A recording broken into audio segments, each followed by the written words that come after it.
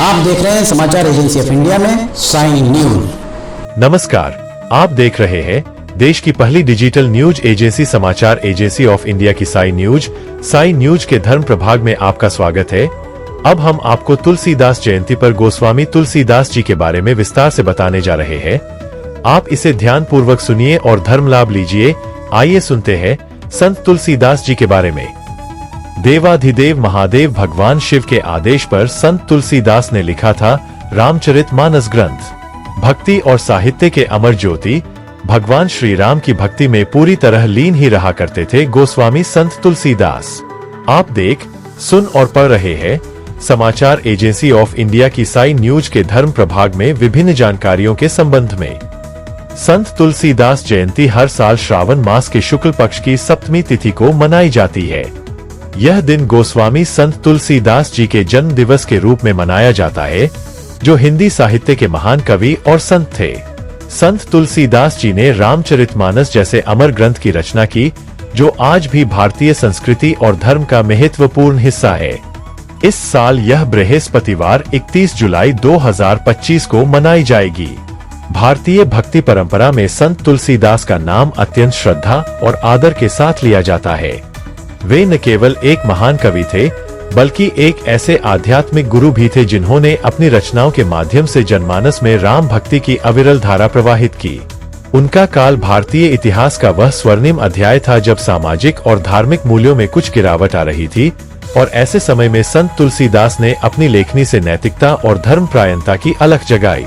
अगर आप जगत को रोशन करने वाले भगवान भास्कर, भगवान विष्णु जी, देवाधिदेव महादेव, ब्रह्मांड के राजा भगवान शिव एवं भगवान श्री कृष्ण जी की आराधना करते हैं, और अगर आप विष्णु जी, मर्यादा पुरुषोत्तम भगवान श्री राम जी एवं भगवान कृष्ण जी के भक्त हैं, तो कमेंट बॉक्स में जय सूर्य देवा, जय विष्णु देवा, ओम नमः शिवाय, जय श्री कृष्ण, जय श्री राम, हरिओम तत्सत, ओम नमो भगवते वासुदेवाय नमः लिखना न भूलिए।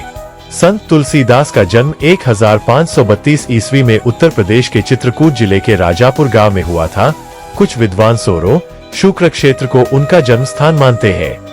उनके बचपन का नाम रामबोला था। ऐसा कहा जाता है कि उनके जन्म के समय वे राम का नाम बोलते हुए पैदा हुए थे, इसलिए उनका नाम रामबोला पड़ा। बचपन में ही उनके माता पिता का देहांत हो गया और उन्हें अनेक कष्टों का सामना करना पड़ा। उनका पालन पोषण एक दासी ने किया और बाद में उन्हें नरहरिदास नामक गुरु ने शिक्षा दीक्षा दी। गुरु के सानिध्य में ही उन्होंने वेद, वेदांग, दर्शन, इतिहास और पुराणों का अध्ययन किया। संत तुलसीदास जी का प्रारंभिक जीवन कठिनाइयों से भरा था। उनके माता पिता का निधन उनके बचपन में ही हो गया था, जिसके बाद उनकी परवरिश एक नौकरानी ने की। 5 वर्ष की आयु में उनकी देखभाल करने वाली नौकरानी की भी मृत्यु हो गई, जिसके बाद आचार्य नरहरिदास जी ने उन्हें गोद लिया और अयोध्या ले गए। वहां उन्होंने वेदों और अन्य धार्मिक ग्रंथों का अध्ययन किया। उनका विवाह रत्नावली से हुआ था। ऐसा माना जाता है कि रत्नावली की एक फटकार ने उनके जीवन की दिशा ही बदल दी। रत्नावली ने उनसे कहा था कि जितना प्रेम वे उसके अस्थिचर्म से बने शरीर से करते हैं, उतना ही यदि भगवान से करे तो उनका जीवन धन्य हो जाएगा। इस घटना ने संत तुलसीदास के मन पर गहरा प्रभाव डाला और वे वैराग्य धारण कर प्रभु भक्ति में लीन हो गए। एक बार जब उनकी पत्नी मायके गई हुई थी, तो संत तुलसीदास जी उनसे मिलने के लिए रात में नदी पार कर गए। इस घटना से उनकी पत्नी ने उन्हें समझाया कि यदि वे भगवान राम के प्रति इतनी भक्ति दिखाते तो उनका जीवन सार्थक हो जाता। इस घटना ने संत तुलसीदास जी के जीवन को बदल दिया और उन्होंने अपना जीवन भगवान राम की भक्ति में समर्पित कर दिया। संत तुलसीदास जी ने भगवान शिव के आदेश पर रामचरितमानस की रचना की। यह ग्रंथ अवधी भाषा में लिखा गया है और इसमें भगवान राम के जीवन की कथा का वर्णन है। रामचरितमानस को लिखने में संत तुलसीदास जी को 2 वर्ष, 7 महीने और 26 दिन का समय लगा। इस ग्रंथ ने उन्हें अपार ख्याति दिलाई और आज भी यह ग्रंथ हर घर में पढ़ा जाता है। वहीं एक कथा और प्रचलित है। कहा जाता है कि संत तुलसीदास को हनुमान चालीसा लिखने की प्रेरणा मुगल सम्राट अकबर की कैद से मिली थी। मान्यता है कि एक बार मुगल सम्राट अकबर ने गोस्वामी संत तुलसीदास जी को शाही दरबार में बुलाया। तब संत तुलसीदास की मुलाकात अकबर से हुई और उसने अपनी तारीफ में उन्हें ग्रंथ लिखने को कहा, लेकिन संत तुलसीदास ने ग्रंथ लिखने से मना कर दिया। तभी अकबर ने उन्हें कैद कर लिया और कारागार में डाल दिया। जब संत तुलसीदास ने सोचा कि उन्हें इस संकट से केवल संकट मोचन ही बाहर निकाल सकते हैं, तब 40 दिन कैद में रहने के दौरान संत तुलसीदास ने हनुमान चालीसा की रचना की और उसका पाठ किया। 40 दिन के बाद बंदरों के एक झुंड ने अकबर के महल पर हमला कर दिया, जिसमें बड़ा नुकसान किया। तब मंत्रियों की सलाह मानकर बादशाह अकबर ने संत तुलसीदास को कारागार से मुक्त कर दिया।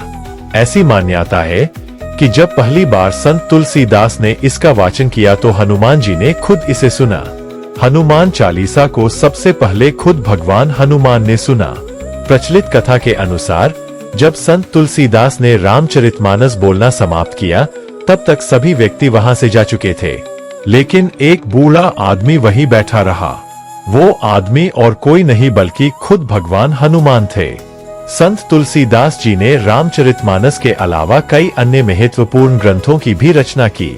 इनमें विनय पत्रिका, गीतावली, कवितावली, हनुमान चालीसा, हनुमान बाहुक, कृष्ण गीतावली और रामज्ञा प्रश्नावली प्रमुख है।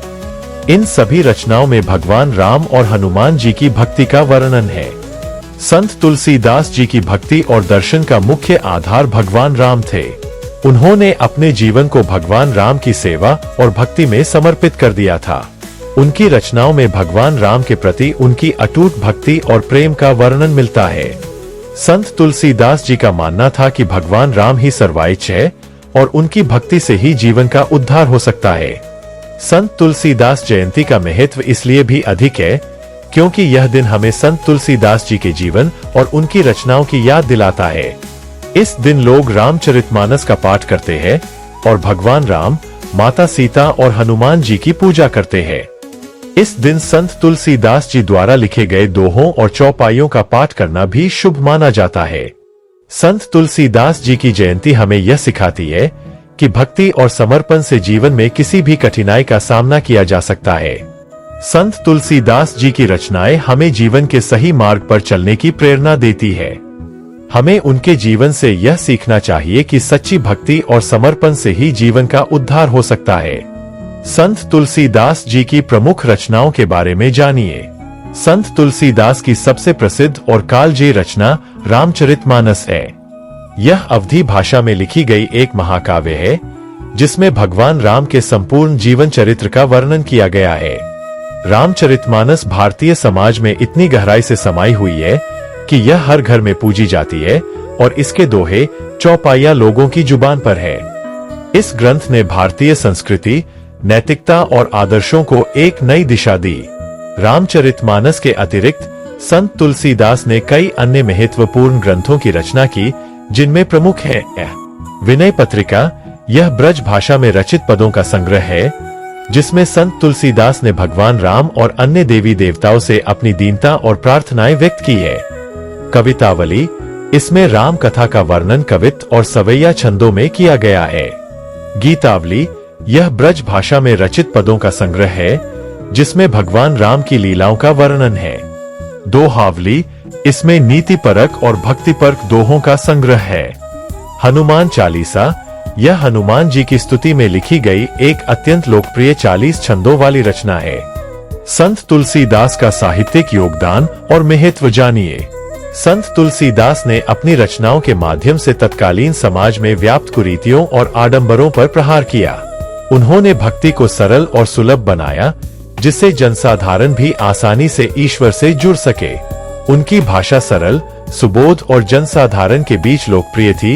यही कारण है कि उनकी रचनाएं आज भी उतनी ही प्रासंगिक है जितनी उनके समय में थीं। रामचरितमानस के माध्यम से उन्होंने आदर्श राजा, आदर्श पुत्र, आदर्श भाई, आदर्श पत्नी और आदर्श समाज की कल्पना प्रस्तुत की। उन्होंने मर्यादा पुरुषोत्तम राम के चरित्र को ऐसे रूप में कहा जो हर युग के लिए प्रेरणा स्रोत है। उनकी भक्ति दास्य भाव की भक्ति थी जिसमें वे स्वयं को भगवान का दास मानते थे और उन्हीं की कृपा पर निर्भर रहते थे। संत तुलसीदास भारतीय साहित्य और संस्कृति के एक ऐसे अनमोल रत्न है जिनकी आभा कभी फीकी नहीं पड़ सकती। उन्होंने अपनी अमर कृतियों के माध्यम से न केवल भगवान राम के चरित्र को जनवरी से जनवरी तक पहुंचाया, बल्कि नैतिक मूल्यों, सामाजिक समरसता और आध्यात्मिक शांति का संदेश भी दिया। उनकी रचनाएं आज भी हमें जीवन के सही मार्ग पर चलने की प्रेरणा देती है और यही कारण है कि संत तुलसीदास को सदियों तक याद किया जाएगा। उनका साहित्य भारतीय जनमानस के हृदय में सदैव अमर रहेगा। हरि ओम। अगर आप जगत को रोशन करने वाले भगवान भास्कर, भगवान विष्णु जी देवाधिदेव महादेव ब्रह्मांड के राजा भगवान शिव एवं भगवान श्री कृष्ण जी की आराधना करते हैं, और अगर आप विष्णु जी एवं भगवान कृष्ण जी मर्यादा पुरुषोत्तम भगवान श्री राम जी के भक्त है, तो कमेंट बॉक्स में जय सूर्य देवा, जय विष्णु देवा, ओम नमः शिवाय, जय श्री कृष्ण, हरिओम तत्सत, जय श्री राम, ओम नमो भगवते वासुदेवाय नमः लिखना न भूलिए। यहाँ बताए गए उपाय, लाभ, सलाह और कथन आदि सिर्फ मान्यता और जानकारियों पर आधारित है। यहाँ यह बताना जरूरी है कि किसी भी मान्यता या जानकारी की समाचार एजेंसी ऑफ इंडिया के द्वारा पुष्टि नहीं की जाती है। यहाँ दी गई जानकारी में निहित जानकारी विभिन्न माध्यमों, ज्योतिषियों, पंचांग, प्रवचनों, मान्यताओं, धर्म ग्रंथों, दंत कथाओं, किंवदंतियों आदि से संग्रहित की गई है। आपसे अनुरोध है कि इस वीडियो या आलेख को अंतिम सत्य अथवा दावा न माने एवं अपने विवेक का उपयोग करें। समाचार एजेंसी ऑफ इंडिया पूरी तरह से अंधविश्वास के खिलाफ है। किसी भी जानकारी या मान्यता को अमल में लाने से पहले संबंधित विशेषज्ञ से सलाह लें। अगर आपको समाचार एजेंसी ऑफ इंडिया में खबरें आदि पसंद आ रही हो तो आप इसे लाइक, शेयर व सब्सक्राइब अवश्य करें। हम नई जानकारी लेकर फिर हाजिर होंगे, तब तक के लिए इजाजत दीजिए। जय हिंद। समाचार एजेंसी ऑफ इंडिया की साई न्यूज में प्रसारित धार्मिक वृतांत आदि पसंद आ रहे हो तो आप इसे लाइक, सब्सक्राइब व शेयर जरूर करें। कमेंट बॉक्स में लिखकर बताएं कि आपको ये कैसे लग रहे हैं। यह भी बताएं कि आप और क्या क्या देखना व सुनना चाहते हैं। फिलहाल समय है आपसे इजाजत लेने का। आप सभी स्वस्थ रहें, मस्त रहें। जय हिंद।